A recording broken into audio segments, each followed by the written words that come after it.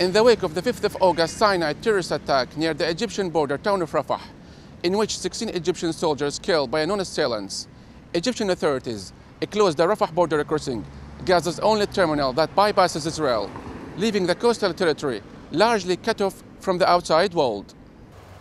People here say the Egyptian decision amounts to collective punishment, as thousands of passengers, including chronically ill patients, are waiting to leave.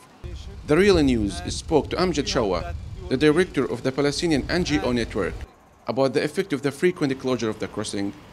We are calling on the new elected Egyptian leadership in order to work immediately to end the Palestinian suffering in Gaza Strip, to help the Palestinians to lift the illegal Israeli imposed siege for the 5th year.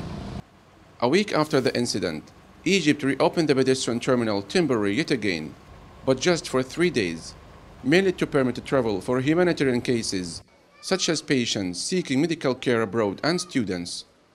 Those stranded in Egypt were also permitted to return. The move was welcomed by ordinary Gazans. I interviewed the head of the Rafah crossing in the Palestinian side, who expected the crossing to resume operation after the Eid al-Fitr feast, marking the end of the holy month of Ramadan. نحن حتى الآن ما تم إبلاغنا به هو فقط أن العمل سيستأنف في معبر رفح لمدة 3 أيام متتالية، الثلاثاء والأربعاء والخميس للمغادرين بالإضافة للقادمين، يعني تم فتح المعبر بكل الاتجاهين الآن. فيما يخص العمل بعد إجازة العيد يعني جرى التواصل، وفي حال أي جديد سيتم إبلاغ الأخوة المعنيين بالخصوص إن شاء الله سبحانه وتعالى. Following the attack, Hamas ruled Gaza closed the tunnels along Gaza-Egypt border to prevent possible infiltration by attackers. This is as the Egyptian news agency MENA said, some of the attackers had infiltrated from Gaza through illegal tunnels. For some extent, this has boiled the situation and turned some Egyptians against Palestinians, who were outraged over what they said the media incitement. A Hamas spokesman condemned the attack. Israel, which a few days prior to the incident ordered its citizens to leave the Sinai Peninsula, said some members from Gaza took part in the attack. The mood here is one of disappointment, as it seems Gaza would be the main political victim of the attack. Officials in the Strip have urged the authorities in Egypt to reopen the crossing once and for all, asserting their willingness to cooperate in the ongoing investigation to find out who really was behind the attack. One must also seriously ask who gains from this attack in Sinai, which some within Egypt tried to blame Hamas for. The latest attack is one of a series of attacks by either disenchanted Bedouins in the Negev, or some people say the global jihad or Al-Qaeda, who use Sinai as their haven. The Jerusalem Post reports that a top aide to Mr. Abbas, the chief of the Palestinian Authority, accused fundamentalists of being behind the attack and that some came from Gaza. These comments were denounced by a Hamas MP who said that the Palestinian Authority's move contradicts all values and ethics and national responsibilities, and accused Abbas of cheap opportunism. Almost 2 weeks have passed, but no one has claimed responsibility for the bloody assault. While all this geopolitical fighting is happening, Egyptian President Mohamed Morsi has sacked army generals and instructed security forces to bring perpetrators to justice, as he himself launched Operation Eagle in the Sinai Desert, cracking down on the attackers, and as the army is hunting Islamist militant groups. A Salafist group operating in Egypt's Sinai Peninsula bordering with Israel warned the Egyptian army on Wednesday that an ongoing military crackdown on jihadists in the area will force it to fight back.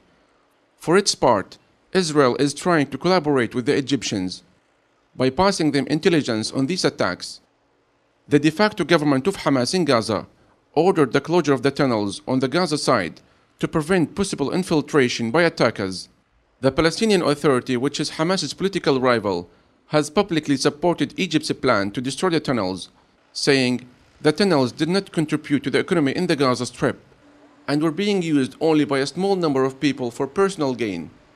Following Hamas's takeover of the Strip in June 2007, Israel, with the help of ousted dictator Hosni Mubarak, placed the tiny sliver under a crippling blockade. This has forced Gazans to resort to underground tunnels to bring in their basic supplies and needs, such as consumer goods, fuel, construction and raw materials. The network of about 1,000 tunnels underneath the Gaza-Egypt border serve as what some call the lifeline for Gazans to overcome the Israeli siege and restrictions imposed on imports. However, Hamas government is in control of the tunnels and formed a committee to monitor their smuggling operations and even imposes tax.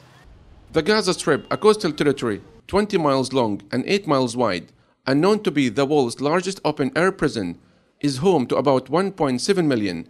Now, people here fear that the latest measures by Egypt would tighten the ongoing blockade and deprive them of their basic human rights, especially the right of freedom of movement.